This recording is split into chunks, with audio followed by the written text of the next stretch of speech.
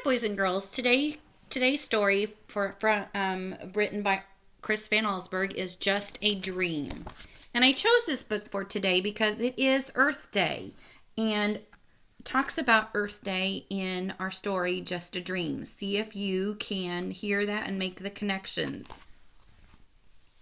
As usual, Walter stopped at the bakery on his way home from school. He bought one large jelly-filled donut. He took the pastry from its bag, eating quickly as he walked along. He licked the red jelly from his fingers, and then he crumpled up the empty bag and threw it at the fire hydrant. At home, Walter saw Rose, the little girl next door, watering a tree that had just been planted. "It's my birthday present," she said proudly. Walter couldn't understand why anyone would want a tree for a present.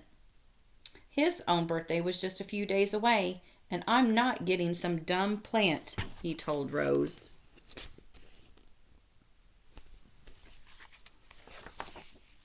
After dinner, Walter took out the trash. 3 cans stood next to the garage. One was for bottles, one for cans, and one for everything else.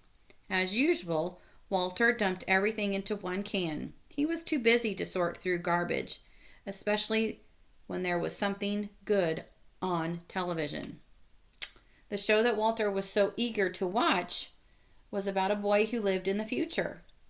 The boy flew around in a tiny airplane that he parked on the roof of his house.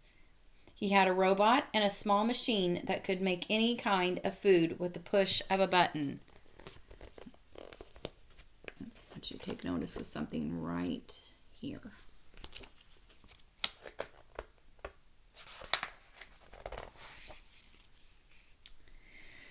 Walter went to bed wishing he lived in the future. He couldn't wait to have his own tiny plane, a robot to take out the trash, and a machine that could make jelly donuts by the thousands. When he fell asleep, his wish came true. That night, Walter's bed traveled to the future.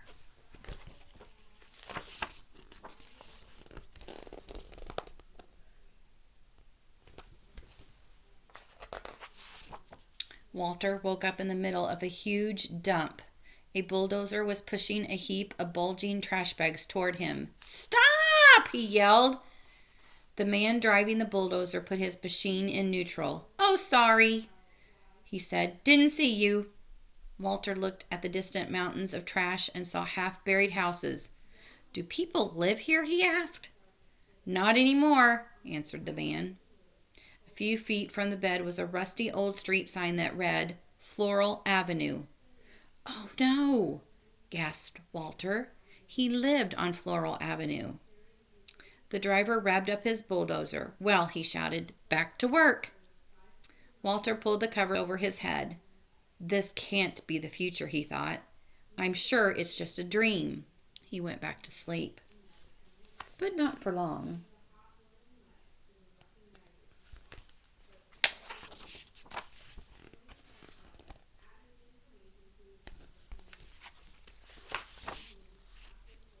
Walter peered over the edge of the bed, which was caught in the branches of a tall tree. Down below, he could see 2 men carrying a large saw. "Hello!" Walter yelled out. "Hello to you!" they shouted back. "You aren't going to cut down that tree, are you?" Walter asked. But the woodcutters didn't answer. They took off their jackets, rolled up their sleeves, and got to work. Back and forth they pushed the saw, slicing through the trunk of Walter's tree. "You must need this tree for something important," Walter called down. "Oh, yes," they said, "very important." Then Walter noticed lettering on the woodcutter's jacket. He could just make out the words, "Quality Toothpick Company." Walter sighed and slid back under the blankets until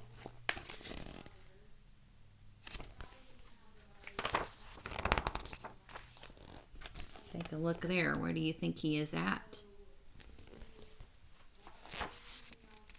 Walter couldn't stop coughing. His bed was balanced on the rim of a giant smokestack. The air was filled with smoke that burned his throat and made his eyes itch. All around him, dozens of smokestacks belched thick clouds of hot, foul smoke. A workman climbed one of the stacks. "What is this place?" Walter called out. "This is the Maximum Strength Medicine Factory," the man answered. "Gosh," said Walter, looking at all the smoke. "What kind of medicine do they make here?" "Wonderful medicine," the workman replied, "for burning throats and itchy eyes." Walter started coughing again. "I can get you some," the man offered. "No thanks," said Walter. He buried his head in his pillow, and when his coughing stopped, he fell asleep. But then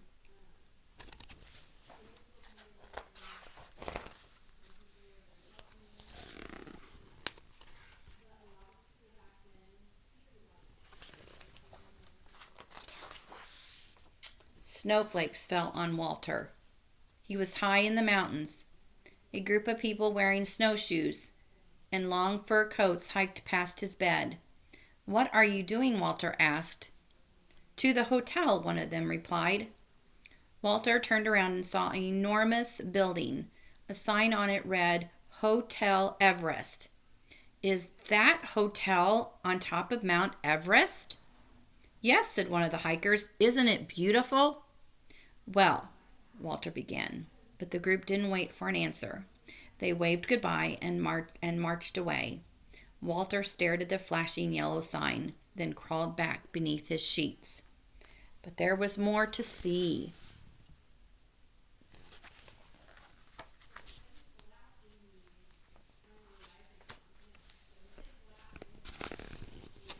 This is where he was headed next. Walter's hand was wet and cold.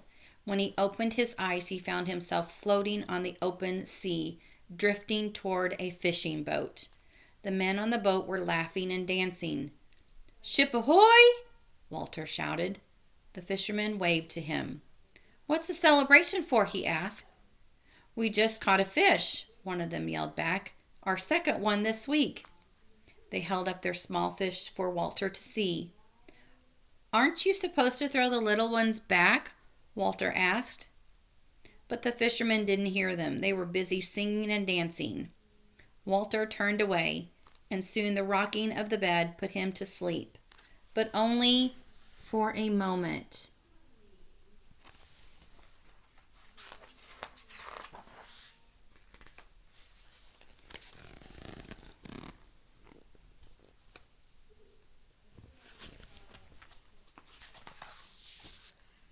A loud, shrieking horn nearly lifted Walter off his mattress. He jumped up, horns honking loudly, creeping along inch by inch. Every driver had a car phone in one hand and a big cup of coffee in the other. When the traffic stopped completely, the honking grew louder. Walter could not get back to sleep. Hours passed, and he wondered if he'd been stuck on this highway forever. He pulled his pillow tightly around his head. "This can't be the future," he thought. "Where are the tiny airplanes, the robots?" The honking continued into the night until finally, one by one, the cars became quiet as their drivers, and Walter went to sleep. But his bed traveled on.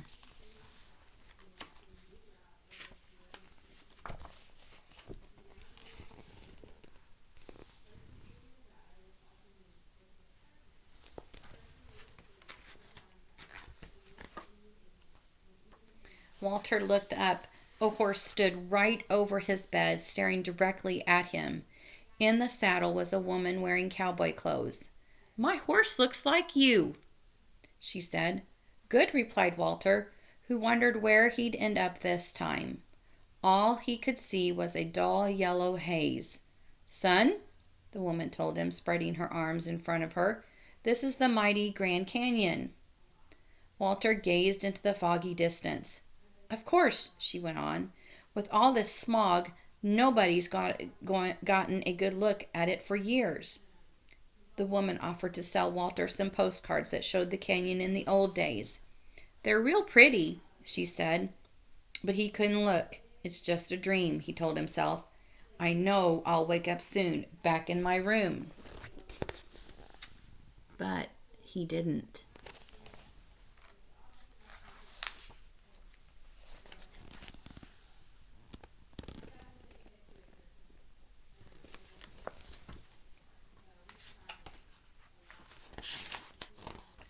Walter looked out from under his sheets. His bed was flying through the night sky. A flock of ducks passed overhead. One of them landed on the bed, and to Walter's surprise, he began to speak. "I hope you don't mind," the bird said, "if I take a short rest here." The ducks had been flying for days, looking for the pond where they had always stopped to eat.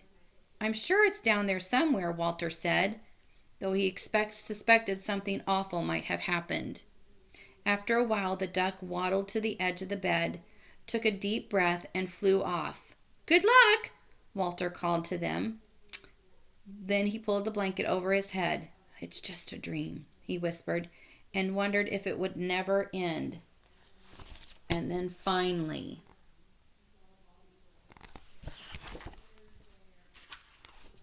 Walter's bed returned to the present. He was safe in his room again, but he felt terrible. The future he'd seen was not what he expected. Robots and little airplanes didn't seem very important now. He looked out the window at the trees and the lawns in the early morning light and then jumped out of bed.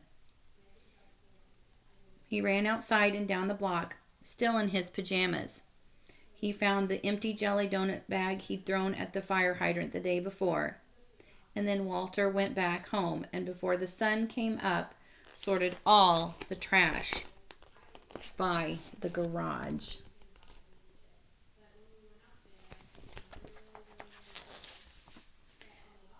A few days later, on Walter's birthday, all his friends came over for cake and ice cream.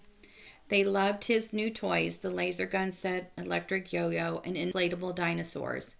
"My best present," Walter told them, is outside. And then he showed them the gift that he'd picked out that morning, a tree. After the party, Walter and his dad planted the birthday present. And when he went to bed, Walter looked out his window. He could see his tree and the tree Rose had planted on her birthday.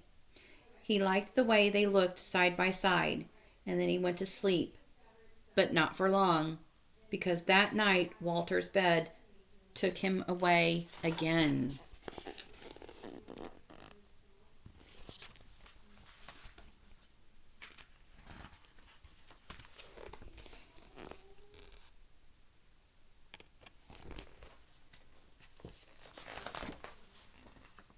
When Walter woke up, his bed was standing in the shade of two tall trees. The sky was blue, laundry hanging from a clothesline flapped in the breeze. A man pushed an old motorless lawn mower. This isn't the future, Walter thought. It's the past. "Good morning," the man said. "You found a nice place to sleep." "Yes, I have," Walter agreed. There was something very peaceful about the huge trees next to his bed. The man looked up at the rustling leaves. "My great-grandmother planted one of these trees," he said, "when she was a little girl." Walter looked up at the leaves too and realized where his bed had taken him. This was the future after all. A different kind of future. There were still no robots or tiny airplanes. There weren't even any clothes dryers or gas-powered lawnmowers. Walter lay back and smiled. "I like it here," he told the man, and then drifted off to sleep in the shade of the two giant trees, the trees he and Rose had planted so many years ago. Just a dream. And see, you know now why I read it on Earth Day, because he realized that going into the future that it wasn't as great as he thought it would be. There were no robots. What else did he want? No robots or tiny airplanes. He realized that if we don't take care of our Earth, then things will happen. And then at the end, didn't you think it was neat how in the future he was laying under a tree or two trees actually, that him and Rose planted years ago. Thought that was a kind of a great connection there. So this is the book Just a Dream by Chris Van Allsburg. And I hope you took my little clue at the very beginning about the dog named Fritz. All right.